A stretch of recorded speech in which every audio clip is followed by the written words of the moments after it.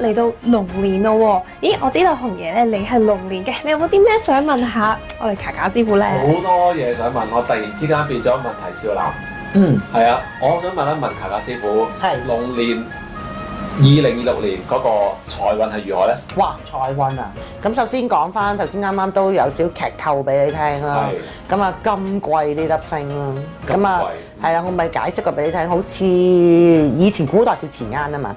咁現代咧，佢就係講緊係個夾萬。咁所以你問到啊財富呢一樣嘢咧，有夾萬喺條命度，你覺得會點咧？非常好。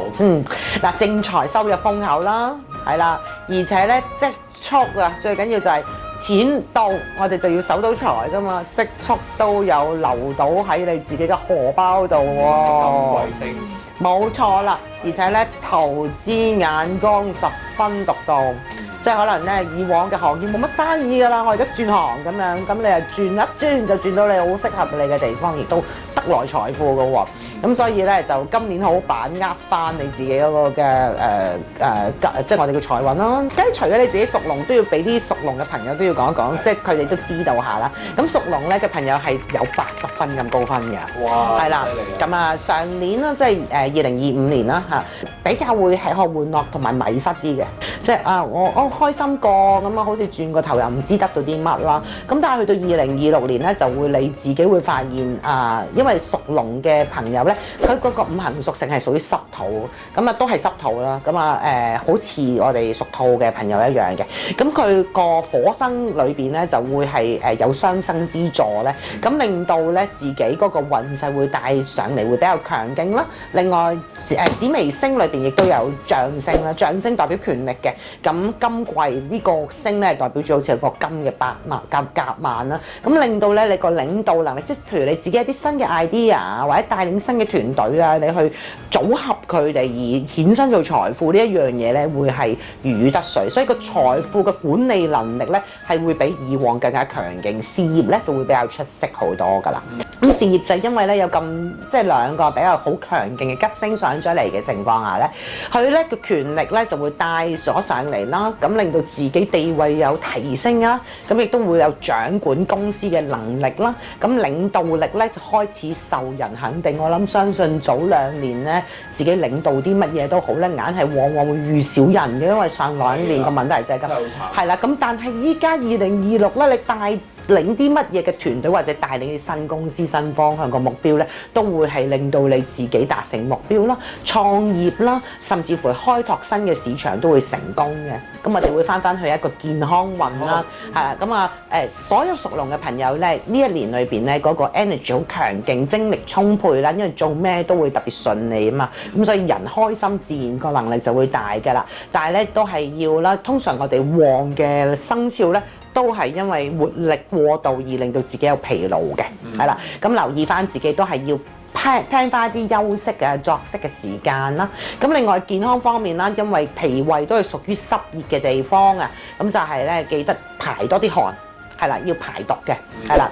咁另外咧，家庭方面咧，就係咧，成家人嘅感覺就會會發現自己個生活上邊會提升咗，會優質咗嘅。因為有錢咗。係啦。咁如果咧，即係做啲比較大型嘅一啲企業，佢哋又會升嘅，即係本身就係佢運程比較好咧，佢哋都會咧可能細屋搬大屋啊，即係呢啲嘅生活上面會令到家運興隆啊，都係好開心嘅。咁姻緣方面啊，咁都會有一啲單身嘅龍啦，咁佢咁高活力嘅時間，魅力四射啦，係啦，就會成為好多人嘅焦點啦。咁亦都會係一啲吸引一啲嘅優質嘅異性對象啦。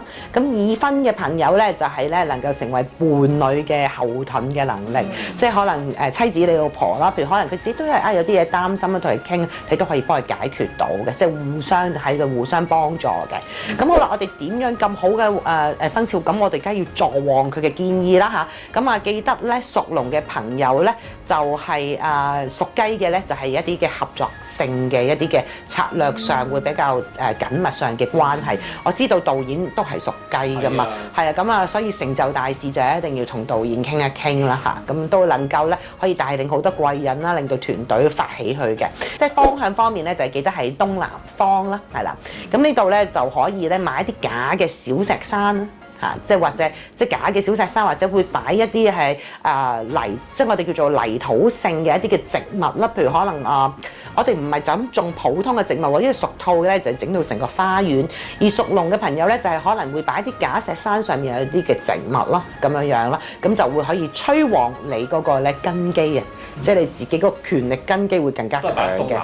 係啦，東南方咁啊，另外個人上面啦，因為屬龍嘅朋友都係12生肖最大嘅生肖之間啦，咁我哋都會建議啦，咁啊用一啲棕色啊、黃色啊嘅衣物啊，甚至乎係一啲飾物都係一啲我哋叫戴係一啲紅色嘅飾物啦，即係手串呢啲啊，都係用一啲紅色嘅嘢啊，咁啦但係咧嗰啲手串通常都係用土去做啦，咁有啲乜嘢嘅紅色嘅物品對你哋會係特別助旺咧，就好似朱砂都係用石去磨出嚟嘅，咁佢係紅色嘅，咁所以咧都好適宜俾你哋帶去避一啲嘅可能小是非啊咁樣樣，亦都令到你哋能夠集中你哋嘅精氣神啦，可以咧打贏好多場仗嘅。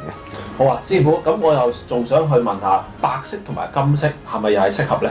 白色同金色咧，其實就係要睇個人命格啦。咁但係如果咧喺淨係用屬龍同埋嗰個年份去計咧，咁其實咧白色唔夠力，白色唔夠力嚇，反而黃色咧同埋呢個偏帶金少少嘅黃咧，就會比較催旺你哋嘅嚇，少啲用藍色啦。少啲用藍色。我見到紅爺今日着嘅都係白色、金色，但係又有藍色喎。我襯晒嘅。好啦，嗱，最後一條問題啦。好啦。 76年嘅龍係點咧？76年嘅龍咧就已經係一洗晒之前嘅戾氣啊、唔開心嘅嘢，因為早2024最差啦，2025已經幾好啦。因為2024嗰一年咧就係遇小人嘅，人哋帶你去邊度都係錯嘅。咁而2025咧就慢慢咧就開始要重整整合啊，即係我哋叫重整之年啊。因為2024。就係你哋嘅本命年啊嘛，咁2025咧就好似養翻道氣嘅年啊，咁跟住所以咧就喺嚟緊2026年咧就係即係我哋靜裝待發，就好似咧我哋係所爆嘅煙花，即係準備燃燒上去爆發嘅年嚟嘅。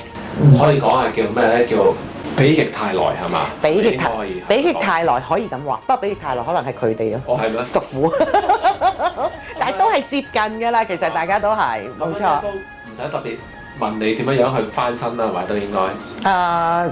又咁講小秘密啦，阿紅爺其實未叫我拍12生肖前，佢已經坐喺度問咗我，我得㗎啦，你下年一定得㗎啦，我已經係咁樣講咗㗎啦。太好啦，太開心啦，係啊！